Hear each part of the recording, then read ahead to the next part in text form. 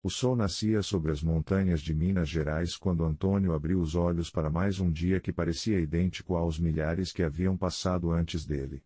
Aos 43 anos, esse homem simples do interior de Ouro Preto acordava todas as manhãs às 5 horas para trabalhar nas minas de ferro que sustentavam sua família há 3 gerações. Sua rotina era previsível como o ciclo das estações: trabalho duro durante o dia, jantar simples com a esposa Maria e os 3 filhos, algumas horas de descanso assistindo televisão, e sono pesado até o despertar seguinte. Durante décadas, Antônio havia aceito essa vida como destino natural.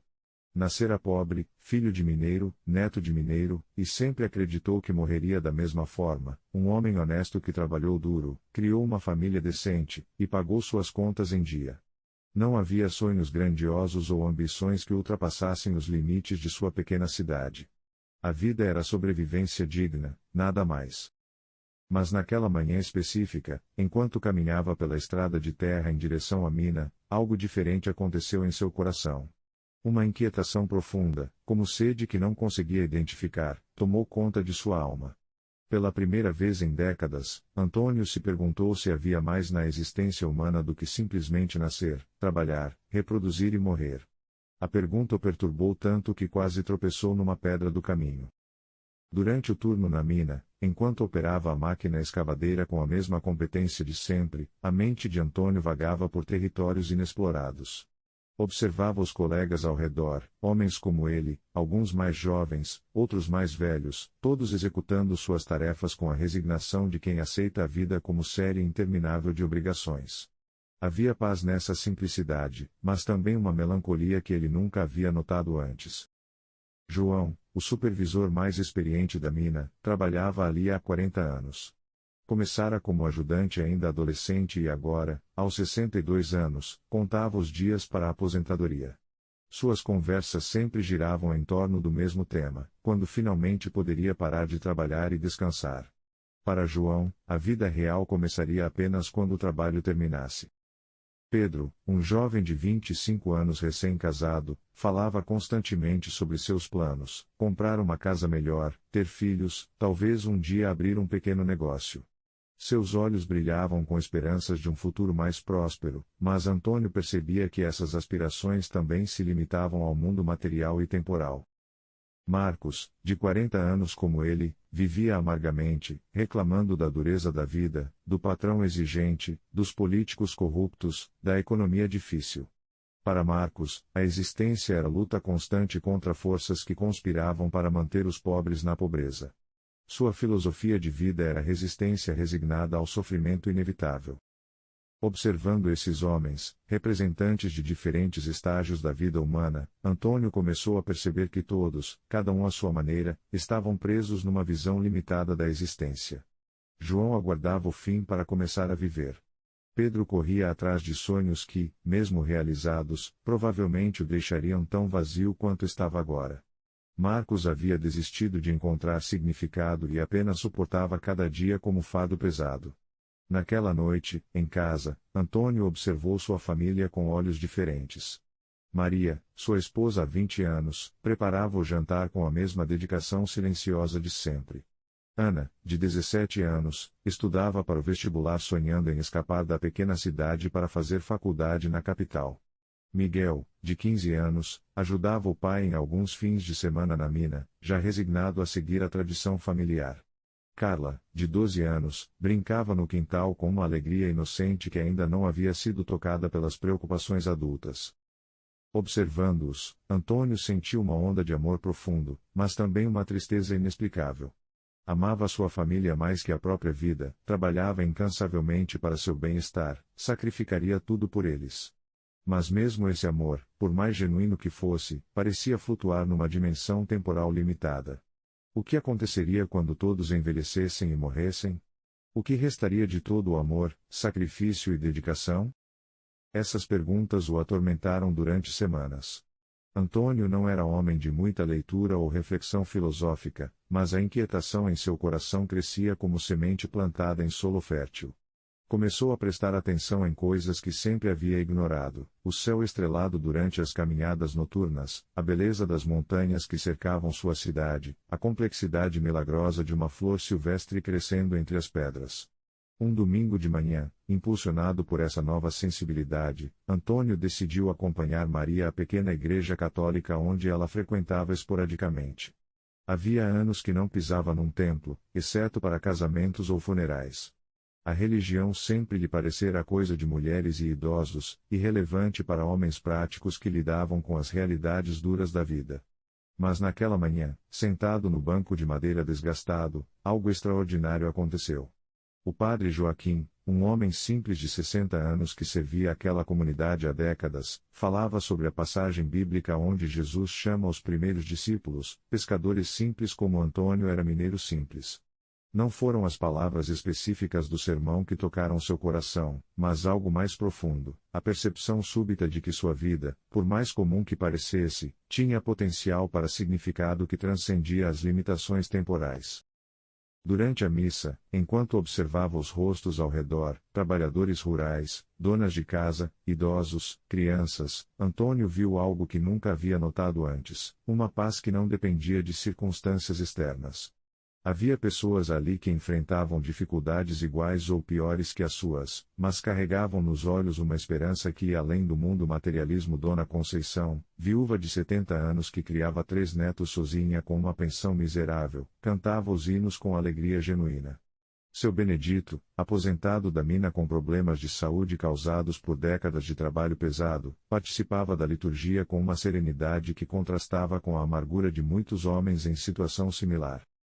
Nas semanas que se seguiram, Antônio começou a frequentar a igreja regularmente, não por obrigação religiosa, mas por uma fome espiritual crescente. Padre Joaquim notou sua presença constante e, após algumas conversas informais, percebeu que aquele homem simples estava passando por um despertar espiritual profundo. Durante uma conversa na sacristia após a missa, Padre Joaquim explicou algo que revolucionou a compreensão de Antônio sobre sua própria vida. O trabalho honesto, por mais humilde que fosse, quando oferecido a Deus como oração viva, se transformava em participação na obra criadora divina. O amor dedicado à família, mesmo que limitado no tempo, era reflexo do amor eterno de Deus e preparação para a comunhão celestial. Cada ato de bondade, cada momento de sacrifício, cada gesto de compaixão plantava sementes que floresceriam na eternidade. Antônio descobriu que sua vida aparentemente insignificante estava entrelaçada com um propósito cósmico maior. Não precisava abandonar seu trabalho na mina ou mudar radicalmente suas circunstâncias para participar do plano eterno de Deus. Precisava apenas transformar sua perspectiva sobre por que fazia o que fazia. O trabalho na mina, que sempre havia sido apenas meio de sobrevivência, se tornou oferenda diária a Deus. Cada tonelada de ferro extraída contribuía para construções que abrigariam famílias, estradas que conectariam pessoas, ferramentas que facilitariam o trabalho humano. Antônio começou a ver sua profissão como participação na obra divina de prover recursos para o bem-estar da humanidade. A mudança em Antônio foi gradual mas profunda. Seus colegas de trabalho começaram a notar algo diferente: ele mantinha a mesma competência e dedicação profissional, mas havia adquirido uma serenidade que contrastava com a resignação amarga ou ansiedade que caracterizava a maioria dos trabalhadores.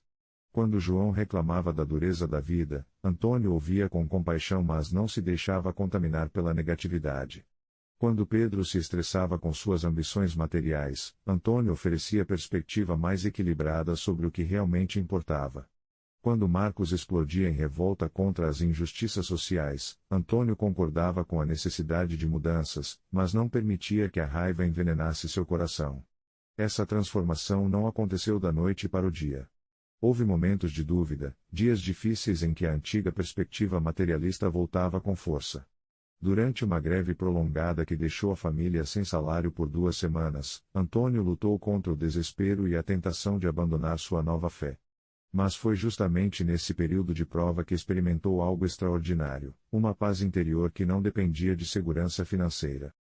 Vizinhos e parentes se mobilizaram para ajudar sua família durante a greve. Dona Conceição, apesar de sua própria pobreza, levou panelas de comida. Seu Benedito ofereceu pequenos trabalhos de jardinagem que ajudaram a pagar as contas mais urgentes.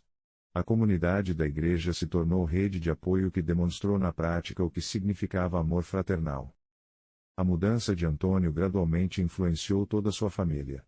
Maria, inicialmente surpresa com o novo interesse religioso do marido, começou a perceber que ele estava mais presente emocionalmente, mais paciente com as dificuldades domésticas, mais carinhoso nos relacionamentos familiares. Ana, que sempre havia visto o pai apenas como provedor silencioso, descobriu nele um conselheiro sábio que a ajudou a enxergar seus estudos não apenas como escape da pobreza, mas como preparação para servir outros através de sua futura profissão. Miguel, que se ressentia da perspectiva de seguir os passos do pai na mina, aprendeu que qualquer trabalho honesto, quando feito com propósito correto, tinha dignidade e valor eternos. Carla, ainda criança, absorveu naturalmente a atmosfera de paz e propósito que passou a caracterizar o lar. Suas brincadeiras começaram a incluir jogos onde ajudava outros, onde resolvia problemas da comunidade, onde cuidava de pessoas necessitadas. A mesa do jantar, que antes era palco apenas para conversas práticas sobre problemas cotidianos, se transformou em espaço de partilha mais profunda. Antônio começou a contar histórias que ouvira na igreja, a falar sobre pequenos milagres que observava na natureza, a dividir reflexões sobre o significado das experiências diárias. À medida que Antônio se aprofundava em sua vida espiritual, sua influência começou a se estender além da família. Na mina, tornou-se referência para colegas que enfrentavam dificuldades pessoais. Não pregava ou tentava converter ninguém, mas sua serenidade em meio às dificuldades e sua disposição para ajudar outros falavam mais alto que qualquer discurso religioso. Quando a esposa de Pedro adoeceu gravemente, Antônio organizou uma coleta entre os trabalhadores para ajudar com os custos médicos. Quando João se machucou no trabalho e ficou temporariamente incapacitado, Antônio visitou sua casa regularmente, ajudou com pequenos reparos domésticos e ofereceu apoio emocional durante o período de recuperação. Essas ações não eram calculadas para impressionar ou evangelizar. Brotavam naturalmente de um coração que havia descoberto que amar o próximo era a forma concreta de amar a Deus. Antônio não conseguia mais ver sofrimento alheio sem sentir compulsão interior para ajudar da forma que estivesse ao seu alcance.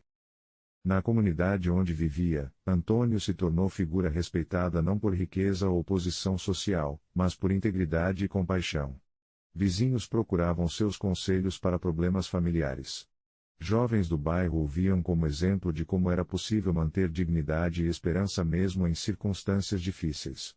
5 anos depois de seu despertar espiritual, Antônio havia se tornado homem profundamente sábio sem jamais ter lido livros de filosofia ou frequentado universidades. Sua sabedoria brotava da conexão íntima com verdades eternas que transcendiam educação formal ou status social. Aprendeu que felicidade genuína não vinha de acumular bens materiais, mas de cultivar relacionamentos autênticos. Descobriu que segurança real não estava em contas bancárias, mas na confiança de que Deus provia o necessário para cada dia. Compreendeu que sucesso verdadeiro não se mídia por padrões sociais externos, mas pela paz interior e pela capacidade de contribuir para o bem-estar de outros. Essa sabedoria se manifestava em pequenas coisas, a forma como tratava Maria com renovado carinho após décadas de casamento, a paciência com que orientava Miguel sobre as responsabilidades da vida adulta, o cuidado com que aconselhava Ana sobre suas escolhas universitárias, a ternura com que brincava com Carla. Também se expressava em sua relação com o trabalho. Antônio desenvolveu reputação de ser o funcionário mais confiável da mina, não porque buscasse reconhecimento, mas porque via seu trabalho como forma de honrar a Deus. Chegava pontualmente, executava suas tarefas com esmero, ajudava colegas quando necessário, e mantinha atitude positiva mesmo nos dias mais difíceis. À medida que os anos passavam, Antônio percebia que sua vida havia se tornado semente de transformação que se espalhava em círculos concêntricos.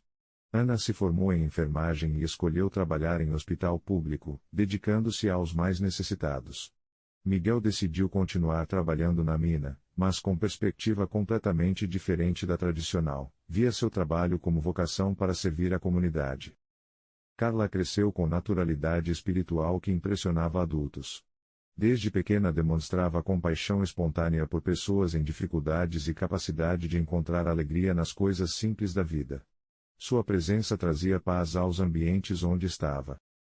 Maria floresceu como mulher e esposa de forma que surpreendia amigas de sua idade.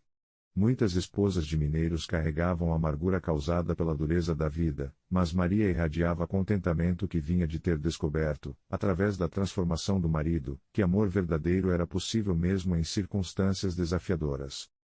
Na igreja, Antônio se tornou líder natural sem jamais buscar posições de destaque. Padre Joaquim frequentemente pedia seus conselhos sobre questões pastorais envolvendo famílias trabalhadoras. Jovens casais procuravam orientação sobre como construir relacionamentos sólidos. Homens em crise existencial encontravam nele exemplo de como era possível encontrar propósito e dignidade independente de status social ou riqueza materialismo. 10 anos depois de seu despertar espiritual, Antônio havia compreendido verdade fundamental que poucos descobrem: a eternidade não é apenas destino futuro, mas dimensão presente que pode ser experimentada aqui e agora. Cada ato de amor, cada momento de compaixão, cada gesto de bondade criava ponte entre o temporal e o eterno. Sua vida simples de mineiro havia se tornado teatro onde dramas cósmicos de redenção, esperança e transformação se desenrolavam diariamente. Não precisara abandonar sua profissão ou mudar de cidade para participar do reino de Deus, descobrira que o reino de Deus podia se manifestar perfeitamente numa pequena cidade do interior de Minas Gerais, numa casa simples, numa família trabalhadora, numa comunidade de pessoas comuns que haviam descoberto o propósito transcendente. Quando jovens da comunidade perguntavam sobre o segredo de sua serenidade e sabedoria, Antônio sempre respondia com simplicidade característica: havia aprendido que cada dia era presente de Deus, cada pessoa era reflexo da imagem divina, cada trabalho honesto era forma de oração, cada ato de amor era participação na obra eterna de redenção.